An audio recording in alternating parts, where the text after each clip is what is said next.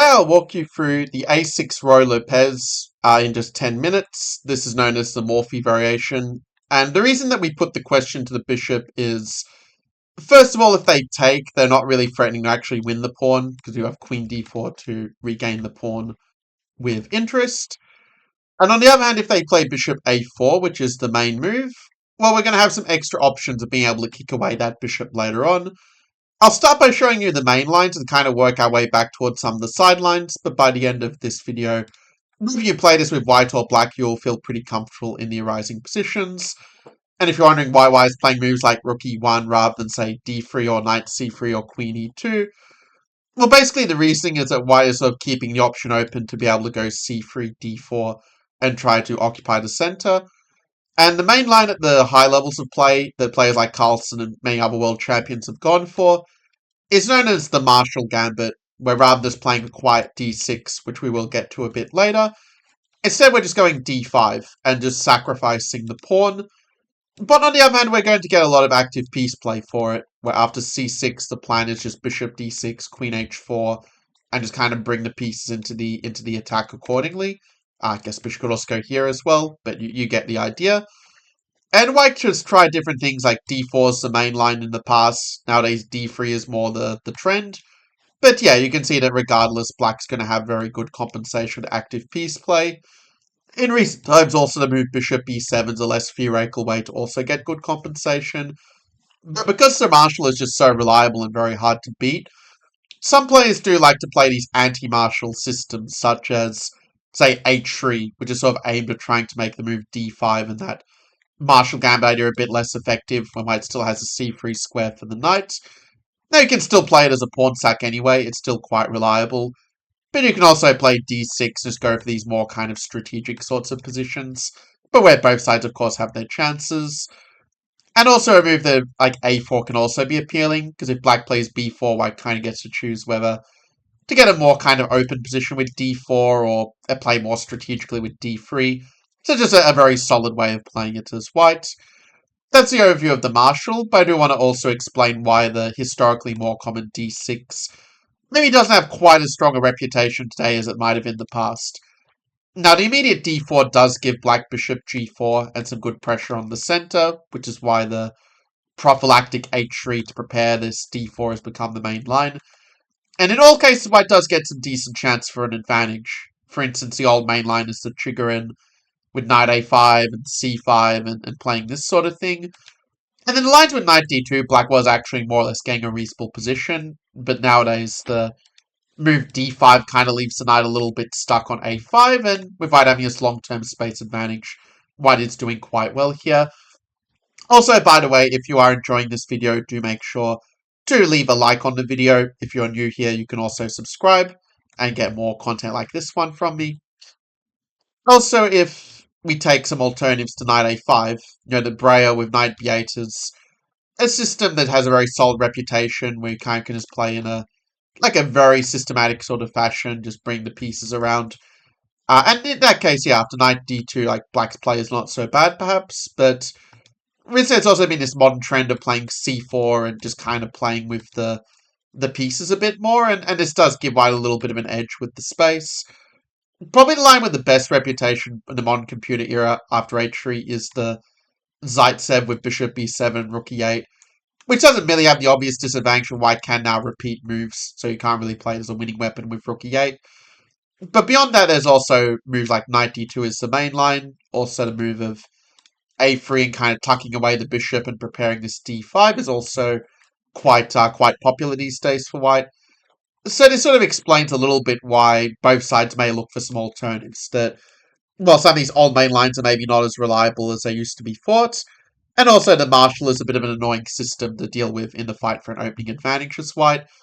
So another kind of anti-Marshall style system is to play d3, and sort of defend the pawn in a way where, yeah, on the one hand you're not going to get into d4 in one move, but where these positions have their own ideas, that, a4 was the old main line. Nowadays, bishop d7 is considered a pretty good reply, as I wrote about 13 years ago in a UN Chess yearbook survey. Also a3, and this is another approach that, again, has kind of been figured out a little bit these days, that black has a few good replies. these days the main trend seems to be actually to play a move like c3, and we kind of play this sort of like closed Ruy Lopez, where sometimes you'll even be willing to play d4 with a tempo less if they committed to a sap where you know you have a very good position. But the Sulty is obviously a little bit beyond a 10-minute video, but it's something you may like to explore if you want to just avoid the marshal altogether. Also, the delayed exchange variation with bishop c6 is also kind of interesting, where you can either play it very solidly with d3 for a more strategic game, or you can play it more directly like Nepo did against Ding, where you kind of play for d4 and just try to make something of your extra pawn in the center. It is also quite feasible. But black also has alternatives to bishop e7 that we should touch on here. The most popular one these days is the system with bishop c5, the Neo-archangel system. Because if you start with bishop e7, then d3 kind of puts the blot on the bishop and gives white a little bit of an edge. So bishop c5 is a bit more flexible move order, and there's basically two main battlegrounds these days for this position, where often you'll see high-rated players go for the a4 move order immediately, because if you wait with a4, you may give black some extra options with the bishop, whereas playing it immediately kind of takes away some of those options. And at this point, the old main line was kind of go a b5 and sort of try to grab the pawn, but it sort of turned out that black has had very good compensation in these lines. So now the trend kind of shifted to this tricky a5 to kind of shut down the queen side. And okay, the details are some more for another video, let's say, but the alternative approach by white is just a very natural one where you sort of don't play the move a4, but just kind of develop very naturally with with something like this. Both sides are quite healthy pieces, and white has a bit more space, but black also has some decent piece pressure to kind of make up for it. Also, another system is the open Ruy Lopez with knight takes e4. It's one of these systems that I think is a really effective one if you want to just memorize lots of theory to make a draw. But if you want to play for as a winning weapon, there can be some small issues where, for example, he takes on the historical main line of c3 and bishop c5. Of course, bishop e7 is also a move here, but bishop c5 is kind of the main trend these days after knight d2. There's sort of this line known as the Dilworth variation, where you kind of play knight takes f2, and you're giving up 2 minor pieces for a rook, but you kind of get enough piece play that you can sort of justify it. These lines have been quite trendy in the last years. I can also play knight bd2, but these lines with knight c5 and d4 just have very solid reputation and just very hard for white to get much of an edge here. Of course, you can flick in bishop e7, and that's another way to play it too, but also moves like queen 2, there are lines like this just to try to get a game, but yeah, overall open Ruy Lopez just has a very good reputation. Moves like d3 just kind of give black extra options compared to the version we saw of castle's bishop e7.